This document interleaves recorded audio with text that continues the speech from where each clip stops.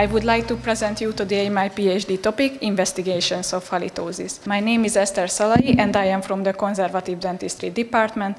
I am a clinical specialist. My vision is to find and bring the best solution for diagnostic and managing halitosis for everyone. To reach my vision, my mission is to contribute to oral health and well-being by providing the best care to every patient.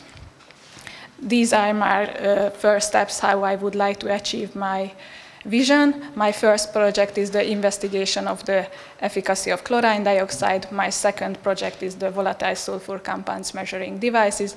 And my third project is a validation study about the Cyrano's device.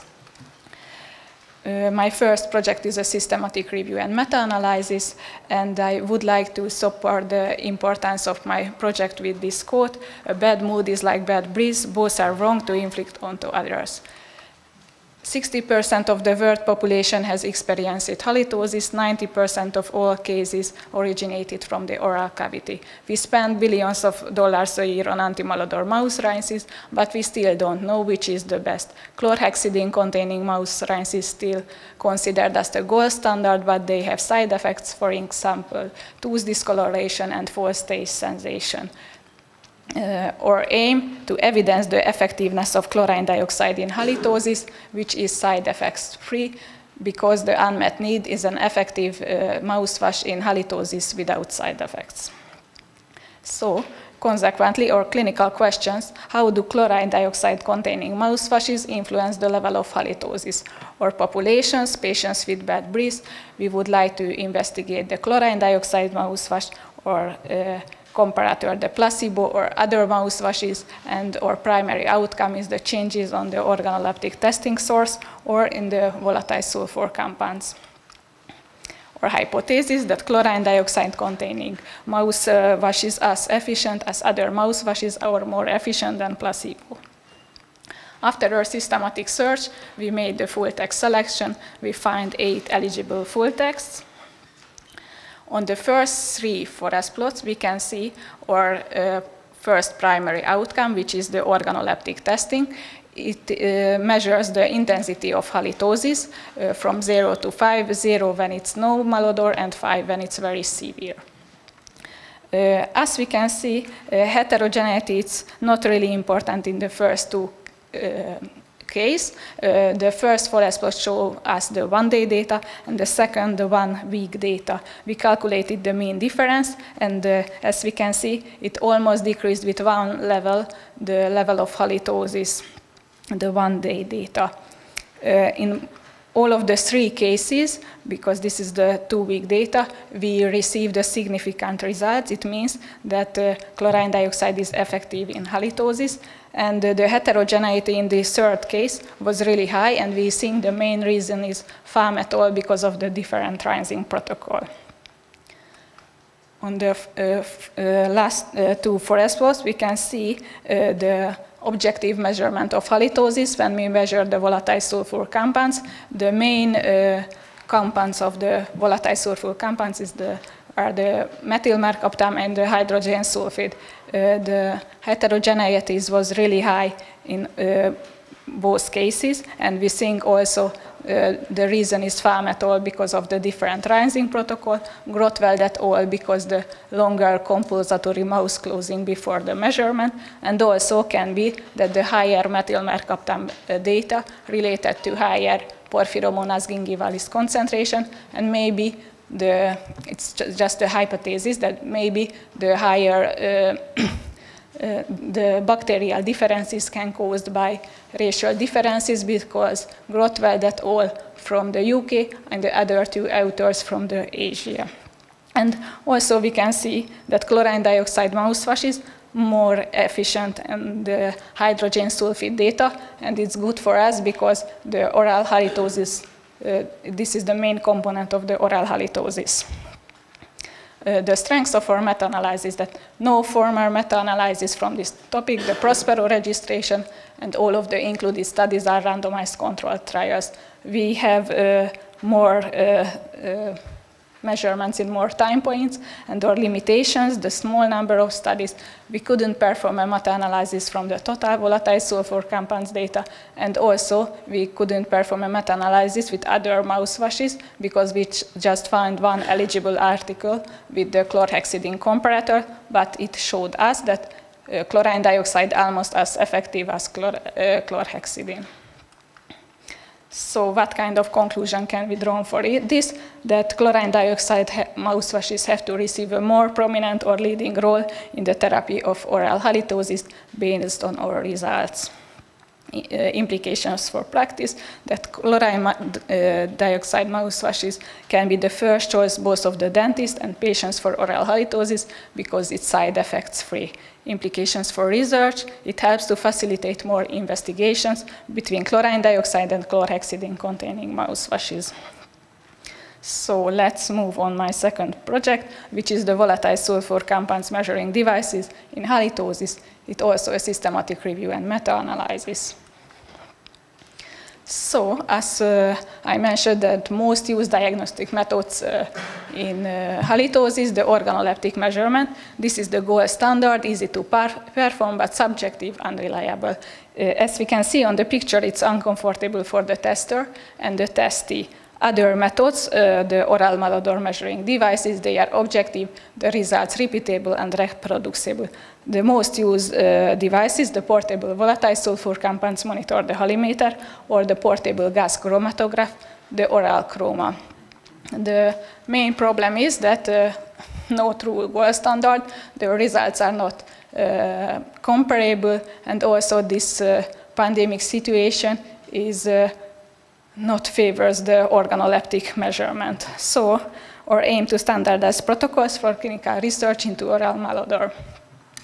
It brings us our next clinical question, which is which of the volatile sulfur compounds measurement devices is most suitable for halitosis or populations, adult population without systematic diseases.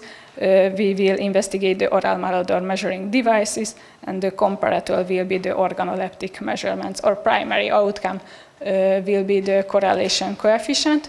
Our hypothesis, the halitosis measuring device is as appropriate as the organoleptic measurement to measure the level of halitosis. I truly believe after our results we can suggest shorter, more effective studies with comparable results. Here is our systematic search. And about my first project, I am ready with the manuscript. I plan to this week will send the co-authors, and also I hope I will finish my 2 meta-analyses before August, and also I hope on the last progress report I can speak more about my third project. Thank you for your attention. The first and greatest victory is conquer yourself from Plato.